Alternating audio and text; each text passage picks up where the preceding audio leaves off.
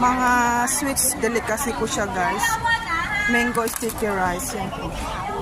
May mango po siya at saka sticky rice. Yun yung ano niyan. Sausawan niyang peanut.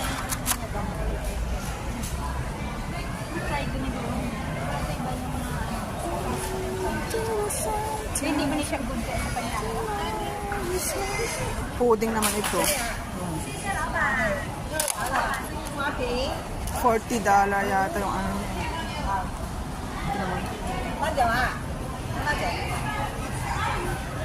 Ito naman yung ano na sa atin. Ano nang tawag sa atin ito?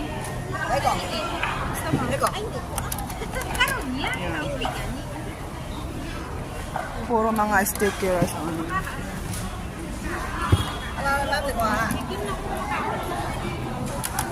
Ito po yung ano, yung chicken feet na may chili siya.